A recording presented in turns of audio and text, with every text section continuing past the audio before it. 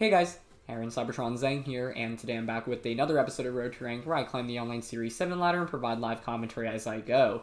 In the last episode, we featured a really fun team with the Alolan Ninetales and Rotom-Frost as well, so we'll be playing a couple more games with it today, and for the very first match, we're up against Wolfie's Coalossal team, so no surprise to see this team. It's actually been a while since we run into it on the ladder, so I'm actually kind of surprised we haven't seen it in the last couple of weeks or so, but this should be interesting because obviously it's not great for Rotom-Frost. Actually, Rotom-Frost isn't bad, it's just the Coalossal that's the main issue, right? So this is where, like, Dracovish Dynamaxing could actually be a viable possibility. I'm expecting the Dragapult Coalossal lead. Like, if you want to actually guarantee Coalossal gets activated, you'd have to lead Urshifu Cole, because if I lead Whimsicott Ninetales, well, actually, Dragapult's probably bulky enough to survive, right? So I'm leaning towards Whimsicott plus Urshifu, actually. Actually, no, it's probably better for Urshifu in the late game, I think. So Whimsicott plus Dracovish. But that can get burnt, too. Both of those being able to, like, being... the Willows from Dragapult potentially here is really scary, right? Okay, I'm gonna go Whimsicott, Dracovish, Urshifu, and as the last one, it's between Kartana and Ninetales. I lean towards Ninetales just because a single Blizzard here is quite nice. Plus, I have Moonblast for the Urshifu as well.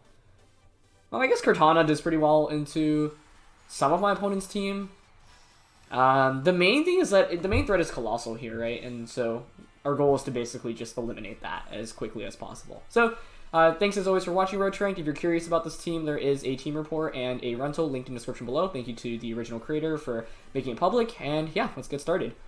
It's going to be Incin plus Dragapult into Whimsicott Dracovish. Okay. If I'm my opponent here, I'm probably going to go Fake Out into Whimsicott Will-O-Wisp into Dracovish. Seems decently likely. Double Protecting here is pretty safe, because my opponent's probably not expecting Protect here on the Whimsicott. And then I can switch out Dracovish next turn, or just Tailwind Vicious Wren. Both of those are decent plays. But I think Double Protecting turn 1 is fine. If I wanted to play... If I were faster than the Dragapult here, I'd actually consider Dynamaxing Whimsicott just to one-shot Dragapult, and then Vicious Wren should knock out Incineroar as well. But since Incineroar is probably going to go for the Fake Out here, it means it's going to move before Dracovish anyway. So, I don't mind playing it safe turn 1 here. My opponent could make a really risky play, which is hard switch Incineroar into Coalossal immediately and just go for Surf on turn 1. But I feel like... Okay, actually... I guess the one thing I didn't consider here is that my opponent probably thinks I'm Scarf, so they might want to cover for Scarf Dracovish. They are actually going to switch Incin out. Into Coalossal. Wow. Did they actually Surf here?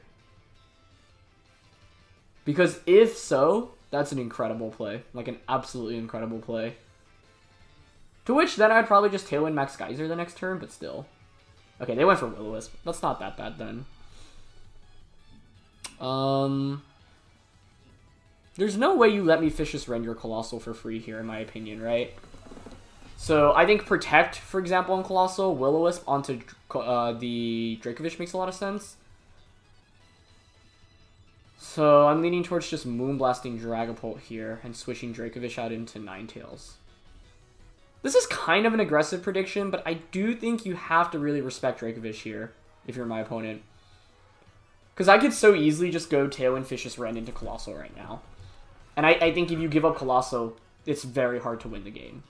So if I'm in my opponent's shoes, I think protecting plus going for Vicious Wren, or sorry, Will-O-Wisp is pretty safe. So for that reason, by switching out, I can just one-shot Dragapult. Ninetales coming in, sets up the Hail, which is actually pretty useful because it breaks a potential Sash on the Urshifu in the back. And not potential, we know it's sashed. I don't know, I guess my opponent could just go aggro and click Surf here. But they protect. Okay, perfect. Good. Yeah, I feel like you really have to respect Dracovish in that position. And they go Will-O-Wisp. They actually end up missing, which is kind of fortunate for us. Don't think it really makes that much of a difference, but we'll take it. I guess the difference it makes is that the Ninetales would not have survived otherwise, right? Sorry, the Sash would have been broken. Okay. I think I just Tailwind here. And Blizzard. Yeah, like having Life Orb, Urshifu in the back and Dracovish is pretty good for us, right? I would have preferred to one-shot the Dragapult there, but I suppose, if anything, this means that... The thing is that Coalossal just destroys Whimsicott plus Ninetales in this position, right? You can just Vocal it into Ninetales or Flare into Whimsicott. Both are acceptable here. But I get the guaranteed Tailwind up, which is good, and I knock out the Dragapult. Dragapult maybe switches out into Incineroar here. That's definitely a possibility. And you can see how the bulk on the Dragapult pays off here, as it's not going to faint from, you know, hail damage afterwards. Sorry, it doesn't... you know, it's not even in range. Okay, what I should say is it actually hung on from the Moonblast to begin with. And then because of the goggles, it also hangs on for a little bit longer. So, I like the switch out here. Don't give up the Dragapult for free. This allows you to potentially Will-O-Wisp later on in the match. Coalossal is going to go for the max here, but that's fine. Because we are going to get extra turns of Dynamax relative to our opponent, and we've gotten them to Dynamax Coalossal before getting Weakness Policy activated. But like I said, here they could just easily attack, and it doesn't matter that their policy wasn't activated. So I'll get Tailwind up, and I'll get some chip damage and a free switch in. All of those are really good things for us. The question is, where do I go from there? The other question here is, do they max Flare or Vocal it? That actually makes a big difference here. They're going to go for Vocal it. The reason it makes a difference is because now I can just go out into Dracovish. And they target Whimsicott, actually. Okay, I don't mind that. I don't mind that at all. And yeah, like I said, the reason for this is because I can go into Dracovish and I can actually Dynamax Dracovish now. The only question is whether or not I want to consider targeting the Incineroar rather than the Coalossal in this position. Because I think Coalossal protecting is a fairly obvious play for my opponent to make. So I'm down to go into Dracovish here. I also could have just gone into Urshifu and maxed Urshifu, but I don't think max Urshifu... Yeah, I guess it does pretty well into Coalossal, though, I suppose. But like I said, I can Dynamax the... Yeah, and I want a Geyser Incineroar and Moonblast that slot, I think. Or I could just Geyser Coalossal out right here, but I guess the question is whether or not that's a one-hit KO. I don't mind doubling up onto Incineroar here, because even in the worst-case scenario, which is Fake Out Ninetales, we still get a Max Geyser into the Incineroar slot, which is pretty good. And actually, Coalossal should always Flare here, right? You have no reason not to Flare. So, yeah. But Dynamax Dracovish was what I was trying to play towards in this game, because none of our other Pokemon are really great max options against a Max Coalossal. Even if Coalossal doesn't have the, you know, Steam Engine policy boosted, like it destroys Rotom, Ninetales, and the Kartana. Actually, and Whimsicott as well, right? So, like, this team doesn't exactly have, like, the best Coalossal matchup. So for that reason, we have to work harder, basically, to try to get a win. So, I feel okay about how I played so far. I don't think I would have really drastically changed any of the turns that I've made, but this turn was a big question mark, because they might just attack with the Coal. They max guard. Okay, nice. So we read into Coalossal protecting both times, and that actually is going to pay off huge for us, I think. Because if we knock out the Incineroar here, we should just win the game next turn. And what's really funny here is actually by setting up the rain, now even if your last one is Urshifu, Self-Aqua Jet does so much damage into Coalossal in this position where then we should be able to pick up a knockout with Geyser. Okay, so hopefully this knocks out the Incineroar. Okay, perfect. So we still have Tailwind up too, so we outspeed that Dragapult in the back, and now I have a free Max Geyser into the Coalossal slot. This turn was a little bit scary because I think Coalossal could have made a really aggressive read and just attacked my Ninetales there. But I figured it's really hard to make that read if you're my opponent, because you'll insta-lose if I just, you know, go for an attack onto the Coal slot. Whereas, like, Max Guard Parting Shot into Dracovish is typically pretty safe. But now we're in a pretty commanding position. Let's see what their last one is. Well, they might just bring out Dragapult here, I suppose. But if you bring out Dragapult, then we should just win. Yeah, it is going to be Urshifu.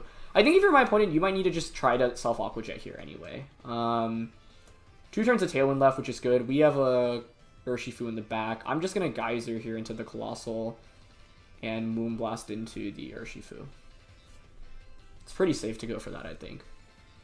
And a Self-Aqua Jet here will definitely put Coalossal in range from a Max Geyser, and even if you Max Flare into my Ninetales, it should be fine. I think the one play I actually would have liked more here was perhaps protecting Ninetales instead. Yeah, they are going to Self-Aqua Jet still, but it takes so much damage. This would have been a hilarious position for Quick Claw to activate, because that would have just instantly won us the game. Like, I think we're still in a pretty good spot, but it's definitely a little scary here. The nice thing, though, is because we have the Tailwind up, we still outspeed. So Moonblast will bring Urshifu down to its Sash. Yeah.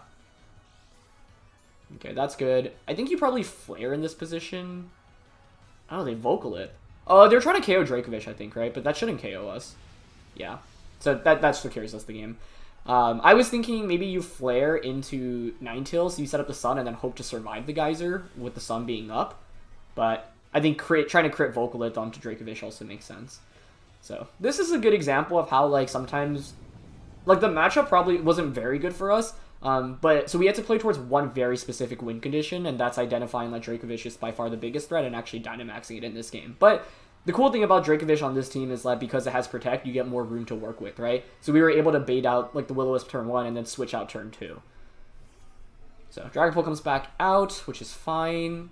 Last turn of Tailwind here. We have a Urshifu in the back. Actually, we can just Rockfall here into Dragapult and Moonblast into it too. Because Rockfall sets up the Sand, and then the Sand picks up the knockout onto Urshifu.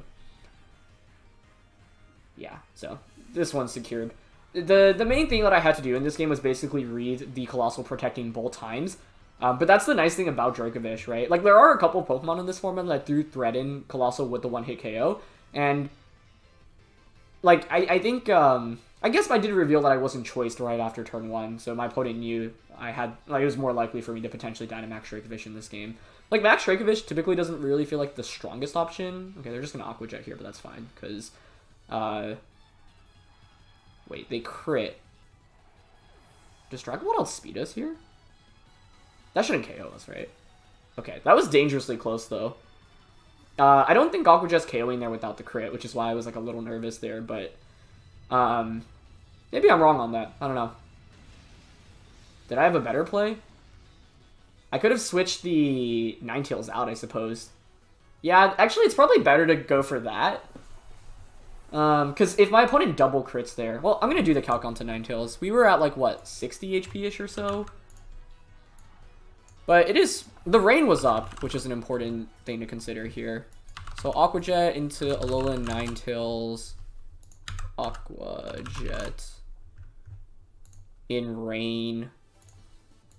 Does 66 to 78. So that was actually probably enough. So I think it actually would have been smarter for me to switch Ninetales out. Yeah, because the Urshifu is not going to outspeed the Dracovish there. And we know we can survive a Breaking Swipe, and as long as we get the Rock Fall off, we win. So I didn't optimize... Like, there was a small chance we actually lost that endgame. I mean, we were probably good anyway, just because both of my opponent's Pokemon were in KO range from Sucker Punch, but, like, I think it's just smarter to switch the Ninetales out in that position into Urshifu. Okay, Whimsicott, Moltres, Grimmsnarl, Dracovish, Incin, and Rillaboom. So, Fire, Water, Grass Core here. It's pretty cool. With the Incin, Rillaboom, and Dracovish. I will say, like, one of the fun things about playing with this team is actually, like, the flexibility in Dynamaxing. In yesterday's episode, we maxed, what, Rotom, Kartana, Urshifu. Today, we maxed Dracovish. So, like, initially when I saw this team, I thought, yeah, it's just, you know, Rotom maxing most of the time. But you actually have 4 pretty viable max options here. So they have their own Tailwind, which is scary. We have Hail. Rotom-Frost is actually really good here. But it has to watch out for the Incineroar, as always. I mean, Kartana's interesting. I mean, the crits, like, can actually kind of help out. I could definitely see them just leading, like, Whimsicott, Dracovish. Incineroar here as a lead also makes a lot of sense, actually.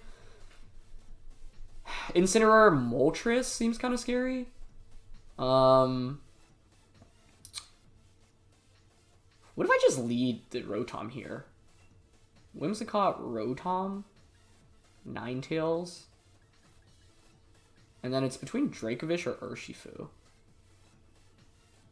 I think I lean towards Urshifu here, right? Yeah, it's a little consistently faster than my opponent's team. I don't know, though. I think I could definitely have made an argument for the Kartana here as well as the Dracovish. The main reason to bring Dracovish is because it pressures Incineroar a lot. Like, Dracovish just... It's tough because normally against Dracovish you want to intimidate it, but then I can either just Vicious Rain or Max Geyser. Okay, they go Grimmsnarl or Moltres. I actually think this is decent for us, right? Because I have 2 Pokemon that just threaten the Moltres with super effective damage right from the start.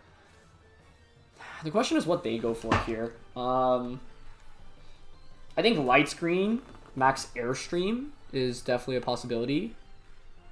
So the question is whether I want to, like, protect here or not. If I protect, though, it's a guaranteed Tailwind in the next turn, which I think is pretty valuable. And I'm Assault Vested here. I'm down to Tailwind. Or, sorry, Protect here, which means I go after the Moltres. Yeah. And then max Hailstorm into Moltres. Yeah, actually, I think I like that. Maybe Moltres switches out here. No, they max. Okay, that's good. That's very good. Oh, unless the Grimmsnarl... I don't know, you could Fake Tears like Max Darkness Rotom here. But because we're Assault Vest, I think if we survive the turn, this is actually really solid for us. Because our Whimsicott's actually really good offensively into my opponent's team with the Pixie Play and the Moonblast. It should do a sizable amount of damage. If I'm my opponent here, I think Light Screen, Max Airstream, or Max Darkness is really safe. Question is, like, I'm just protecting here because I think if we get Tailwind up, it gives us a major advantage. So even though it's a relatively obvious protect, it ensures that we survive the turn and get Tailwind up in the subsequent turn. And I think that's like a decent trade-off for us. Even if they get Light Screen up, so be it. I'm just worried about like Trick Eject Button shenanigans here, potentially. Best case would be Fake Out going into Whimsicott here. My opponent trying to just pick up a KO with Fake Out Airstream. Okay, we see that too. That is so good. That is super, super good. Nice. And they're going to commit Airstream, but that's totally fine. Just so much damage still. Is that Life Orb then? I mean, Whimsicott's not exactly bulky at all, but it did like 70%. If it's Life Orb, that makes me feel better too. And it is Life Orb. Okay, so I don't even activate a weakness policy here. That's really, really good. Nice. That's super good. Okay, so we activate Berserk, but that's fine, because now I can just Tailwind. Well, I guess my one fear is that Moltres outspeeds us because it has that +1 speed boost. But it's not a weakness policy, so it's not really that big of a deal, even if it is faster here. The other thing that's interesting... I just don't know Grimmsnarl's item. That's the tricky thing. But I think it's definitely a Tailwind here. I just think Moltres protecting here is super obvious. So then I wonder whether or not I can go for like a Max Darkness onto Grimmsnarl, because then I can Max Hailstorm next turn.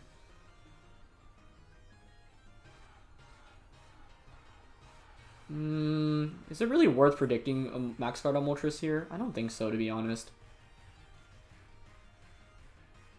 Yeah, I don't think it's worth... Like, even if they Max Guard, it's fine. It means they don't get an attack off with Moltres. Yeah, okay. So they Max Guarded, and like I said, I could have really aggressively read into that, Max Darkness or Max Lightning into Grimmsnarl, but like, this isn't that bad of a turn anyway, honestly, so it's fine.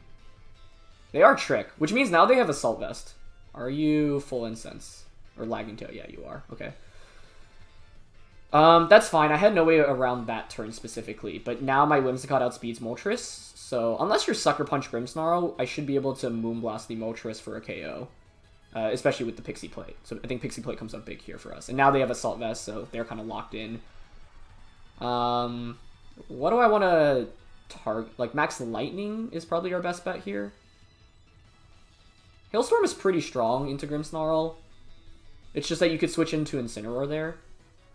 So I don't mind going for a Max Lightning. It's pretty consistent damage. Worst case is Rillaboom coming in, but then we have Ninetales to deal with it. My only fear here is if Grimmsnarl actually has Sucker Punch.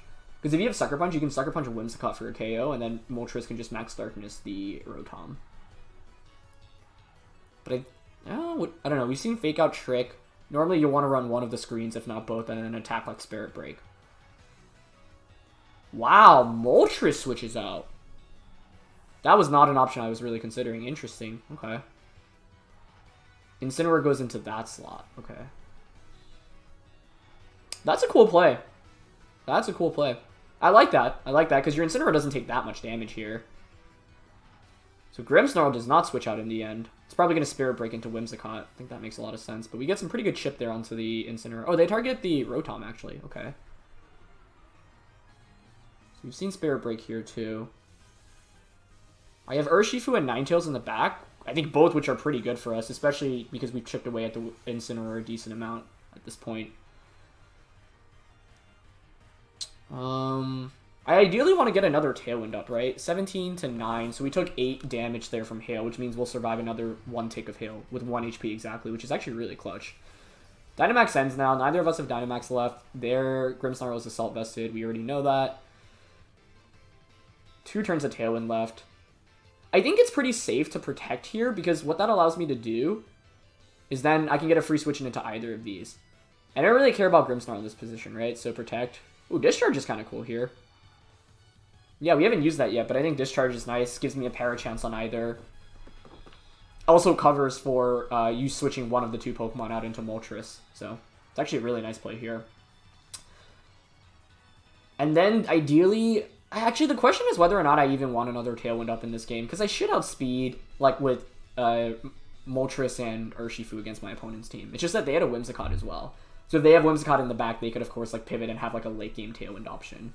I could switch Rotom out here, but at this point I think Rotom has done its job, which was mainly wall the they didn't fake out there, which was a nice play, but yeah, the main goal of Rotom was to wall the Moltres in the early game. And they parting shot into Whimsicott. Okay, that's pretty interesting. Okay, so we'll get a Discharge off here. Paralysis would be nice. I can just KO the Grimmsnarl with the Moonblast next turn, I think. We do get the para onto Incineroar, nice. Okay, so I survive with 1 HP here. The only debate is whether or not I should switch out Whimsicott here, but I don't think I should. Like, I'm pretty content going for a knockout here onto the Grimmsnarl. Unless Grimmsnarl survives now because it's Assault Vested. Guess that's a possibility. I don't think I need another Tailwind up in this game. It would help against Dracovish, I suppose, but I do have the Focus Sash on the Ninetales, which helps out in this position, I think, too. So I'm down to Moonblast into the Grimmsnarl here. I wish I had Volt Switch here. It feels really awkward to stay in with the Rotom right now. And here I'll Blizzard. Because I don't... actually, Whimsicott should never survive this turn, right? Yeah. Oh, it can actually. Yeah, if you like Flare Blitz Rotom. Or if like I KO Grimmsnarl and then Instant gets fully parried. Oh, and they switch Instant out. Okay. Into Rillaboom. Nice. That's why I wanted a Blizzard here. That's huge if I get this off. I mean, it's not going to do that much damage, but any damage is good damage. And now I confirm my opponent doesn't have Tailwind, and so Ninetales plus Urshifu looks really good in this endgame. If we can pick up the knockout on a Grimmsnarl here, I'll feel really good about the game. Nice. We get a single target Blizzard into the Instant slot too now. Perfect. Beautiful. Yeah, that's why I wanted a Blizzard here rather than go for Discharge. Because also Discharge, like I might just knock out my own Whimsicott, which is not ideal. And Hail Stops, which is perfect. So this Whimsicott has hung on for a very long time, and I think we had a really good lead matchup in this game, which obviously heavily favored us, so that was nice. The Moltres switch out was really nice, though, honestly. I didn't see that coming from my opponent's end. I think they recognized that Moltres was a pretty good late game option for them. But with the amount of damage I've gotten across the board now, Ninetales plus Urshifu should close out this game relatively easily for us. I think the one thing I have to respect is... What do I have to respect here? Protect is so obvious. Moltres could obviously Nasty Plot here.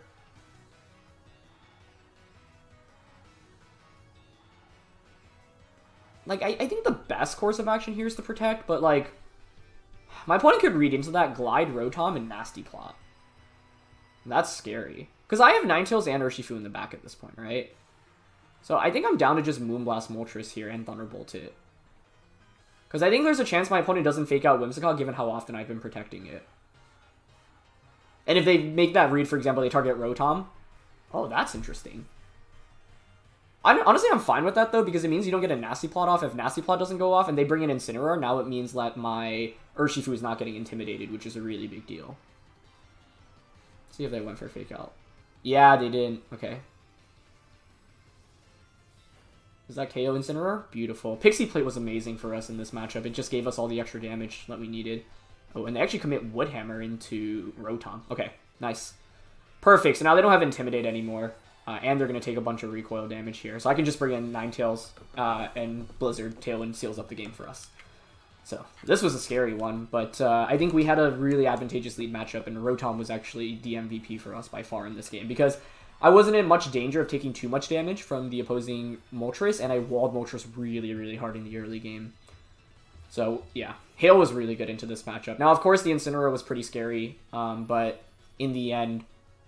we were able to chip away at it, and it wasn't able to do very much to us in return, right? So, yeah, Tailwind Blizzard here is a guaranteed win, I think, right?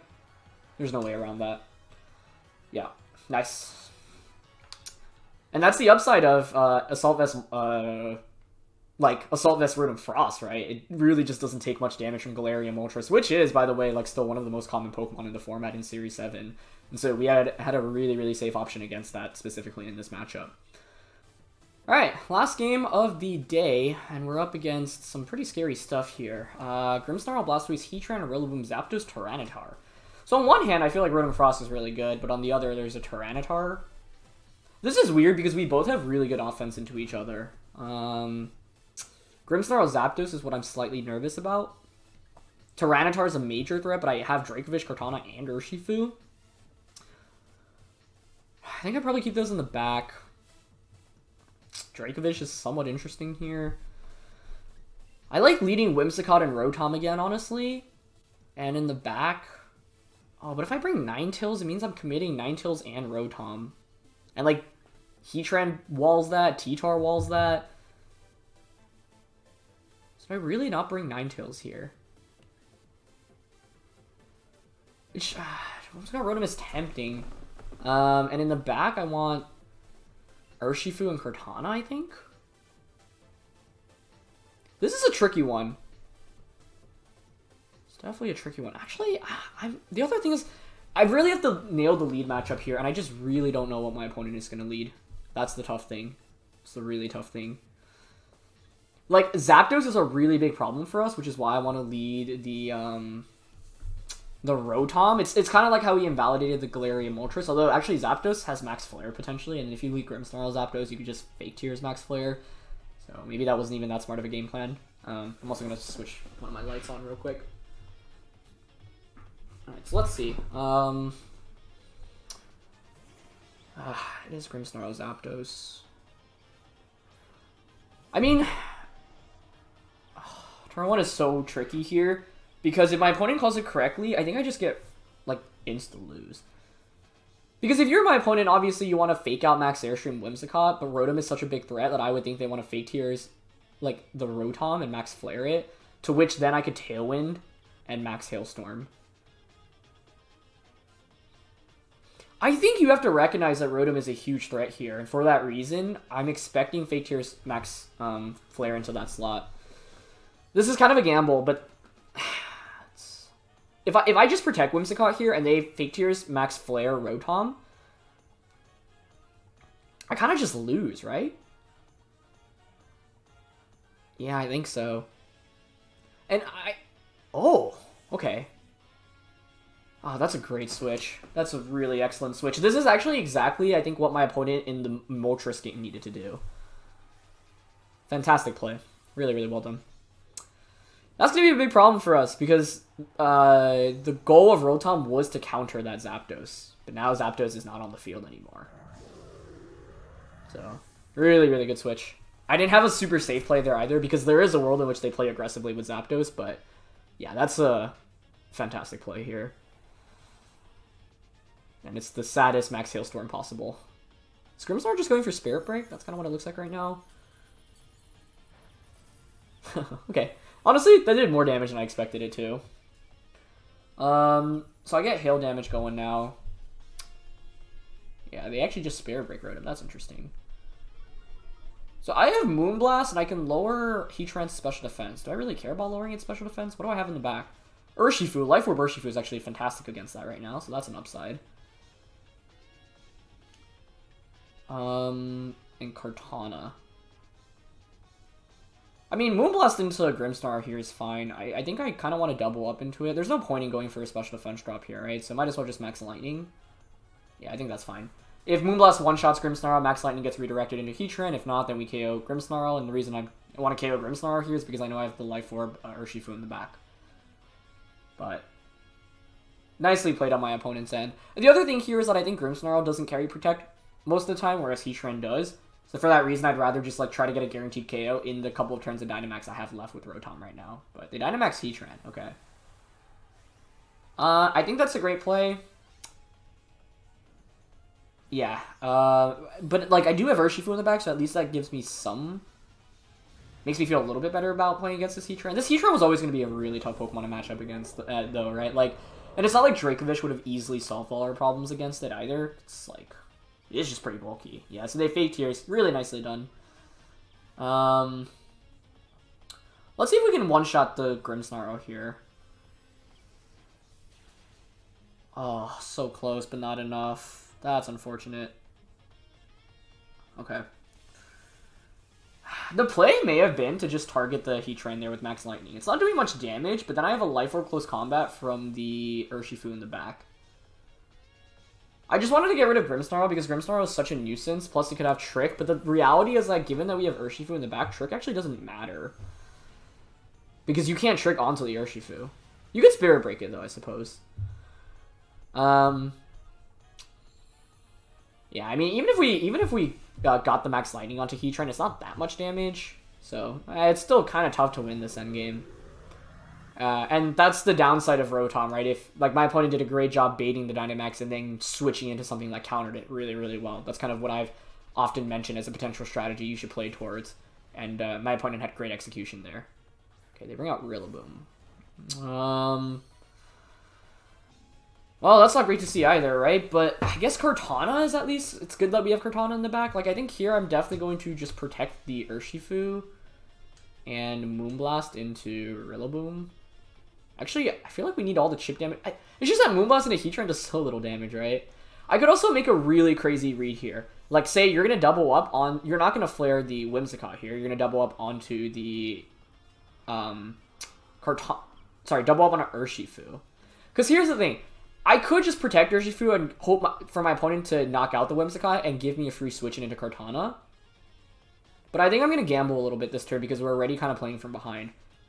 So the logic here is by switching in, then I have two Pokemon that outspeed Heatran, I can just one-hit KO at the subsequent turn. Now, of course, if my opponent just goes Fake Out Urshifu, Max Flare, and a Whimsicott, it's a disaster. But for my opponent's end, you actually don't want to knock out the Whimsicott, right? Because it gives me a free switch in. So it is definitely possible to double up onto Urshifu. And if they flared into Whimsicott, so be it. Like, that's a great play. Props to them. But because we're already behind, I feel like I kind of have to make a big play. And they go for Steel Spike. Okay, perfect. Into Whimsicott. Was that a crit? Dude, Kartana's just that frail?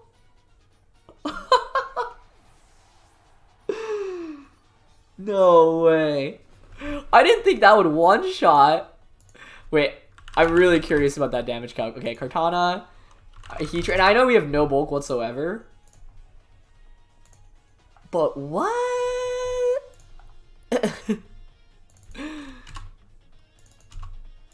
That's a guaranteed KO, too. Admittedly, I actually thought the Steel Spike was going to go into Urshifu. So, it would have been better for me to just have sacrificed Whimsicott there. That, like, I think in my opponent's shoes, they did a nice... Like, it's tough for them because it's like, if you don't KO the Whimsicott and I make the switch in, I do get the free switch in, which is bad for them, right? So it would have been better to just sacrifice Whimsicott. But I felt like we were already behind in the game, so I was like, you know, go big or go home in that kind of position. So, yeah, I don't really regret it there. I guess we could win off a crit close combat here onto the Heatran still, but now it's probably going to be GG. I also really just didn't think we'd get one shot by a Max Steel Spike there. But yeah, if you're modest Max Special Attack, we don't have any bulk on Kartana, it's a guaranteed one shot. Kartana's Special Defense is really bad. It's just funny seeing like a not very effective attack one shot a Pokemon there. So, nicely done. Yeah. Blessing a Rillaboom. It was good damage, but that defense boost obviously is a game changer there. Yeah, honestly, even if Kartana survived, I don't think a double up KO's Heatran there, to be honest. So I think we would have lost this anyway. Like, Heatran, fire types in general are a pretty tough matchup for this team. Heatran's probably one of the toughest ones, just because like Incineroar is a fire type that's common, but at least it's not like that scary in terms of damage. Here, Heatran walls us really hard and also does a lot of damage across the board. So like, Dracovish is like the one thing I'd want to bring against it, but my opponent played really smart and flexible. Like, they led the Grimmsnarl and the Zapdos, right? So it's not like they were hard committed to Heatran. For example, had I played towards Dracovish in this game, they could have just Dynamaxed the Zapdos. And so I think the combination of Grimmsnarl plus Zapdos plus Heatran is pretty tough to deal with here.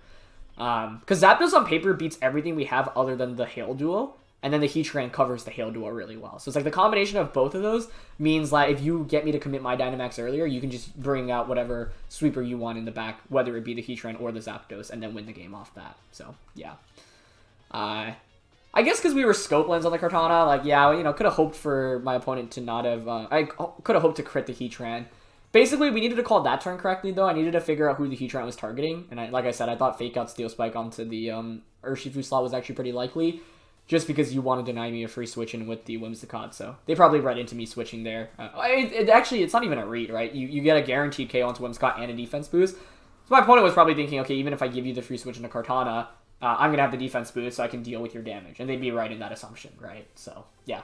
I think that's just the strength of Heatran, where they didn't even need to... They can make a safe, consistent play. And even if they gave me the free switch in, I didn't really have great late game damage output against that Heatran. So, yeah. Nice switch on turn 1. I was really nervous about Zapdos maxing. Forced me to bait. Like, it baited out the Rotom-Max a little too early. And if I could replay that, I would probably play towards Dynamaxing Urshifu instead. But definitely wasn't, like, the easiest matchup. Plus, I think my opponent played pretty much perfectly. So, yeah. Fun set of games, though, and this was a really fun team, so I hope you guys enjoyed it. Thank you so much, as always, for watching. Check out the team once again, linked in the description below. Thank you to the creator for posting it, and yeah, looking forward to playing a couple more weeks of Series 7 before we switch over to Series 8. So leave a like if you enjoyed, and I'll catch you next time. All right, peace.